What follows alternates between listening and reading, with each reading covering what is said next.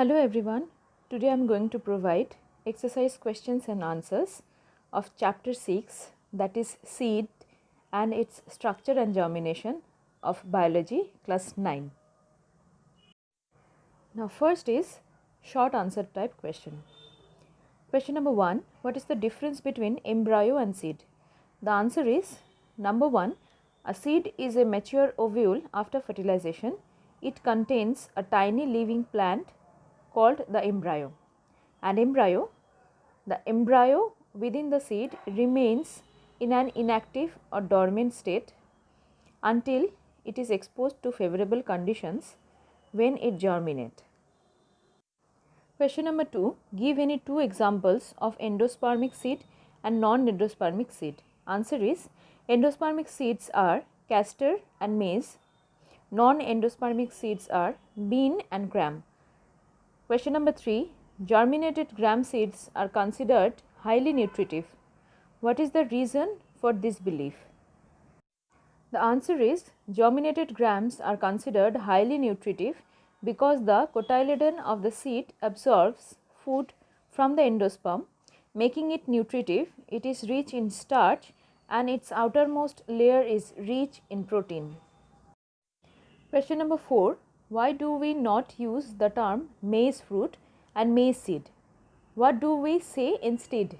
Answer is maize grain is actually a fruit in which the fruit wall and the seed coat are fused together to form a protective layer. Therefore, we do not use the term maize fruit and maize seed. Instead, we call such fruits as grain. Now, long answer type question. Question number 1, what are the functions of the followings? Number A, seed coat. It protects the delicate inner part of the seed from injury and the attack of bacteria, fungi and insects. Number B, micropyle. During germination, micropyle allows water to enter the seed through its pore. Number C, cotyledon. They contain food for the embryo. Number D, radicle. It forms the future root. Number E, plumule. It forms the future shoot. Question number 2, suggest an experiment to prove that a suitable temperature is necessary for germination. The answer is M. To prove that a suitable temperature is necessary for germination. Apparatus required: 2 beakers, wet cotton wool, refrigerator. Procedure for the experiment: take 2 beakers and label them as A and B. Place some gram seeds on wet cotton wool in each of the beakers. Keep beaker A at ordinary room temperature and beaker B in the refrigerator. In 1 to 2 days, the seeds in beaker A will germinate, showing the importance of a suitable temperature for germination.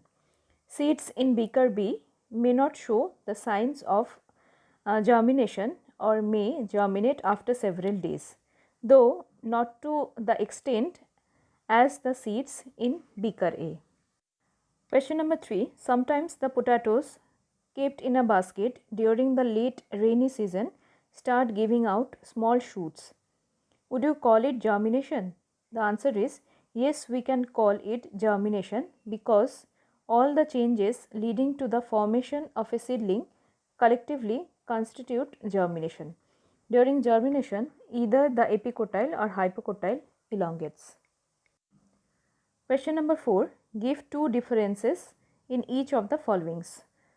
Question number A, epigeal germination and hypogeal germination. Number 1, under epigeal germination, cotyledons are pushed above the ground. Number 1, in hypogeal, cotyledon remains underground. Number 2, in epigeal, hypocotyle elongates. Number 2, in hypogeal, epicotyle elongates. Now number B, difference between coleorhiza and coleoptile. Number 1, protective sheath of radicle. Number 1, in coleoptile, protective sheath of plumule. Number 2, in coleorhiza, present towards the pointed end of embryonic region. Number 2, in coleoptile, present towards the upper broader side of the embryonic region. Next, number C, differentiate between bean seed and maize seed.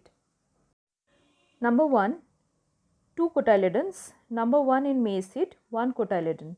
Number 2 in bean seed, no endosperm. Number 2 in maize seed, large endosperm present. Now question number 5, differentiate between germination and vivipary. Point number 1, when the embryo in the seed becomes activated and begins to grow into a new plant, then it is known as germination. Number 1 in vivipary. Vivipary is known as the germination of seed within the fruit while it is still attached to the parent plant. Now question number 6, justify statement that the maize grain is a one-seeded fruit. Answer is, a fruit is the enlarged ripened ovary in which the ovarian wall forms the fruit wall and encloses the seed. The fruit protects the seed and helps in dispersal. The maize grain is regarded as one-seeded fruit because the fruit protects the seed and the seed coat are fused to form protective layer. Such a fruit is called grain. Question number 7.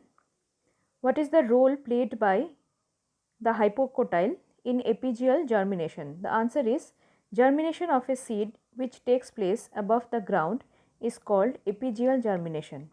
In epigeal germination, the hypocotyle grows forming a loop above the soil. It then straightened, pushing the cotyledons above the ground. Question number 8. With regard to the germination in bean seed, answer the following statements. Statement number A, state the function of the micropyle. Answer is, it allows absorption of water and makes it available to the embryo for germination. Another function is enable diffusion of respiratory gases for the growing embryo. Number B, name the part of the seed that grows into the seedling. Answer is, the embryo of the seed grows into the seedling.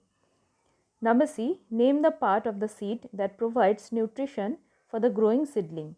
The answer is, the cotyledon of the seed provide nutrition for the growing seedling or the embryo. Question number D, draw the neat label diagram of a mature bean seed. The diagram is given and it shows the outermost covering of the seed is testa and tegmen. After that, inside a green leaf-like structure which is marked as plumule with 2 rudimentary leaves.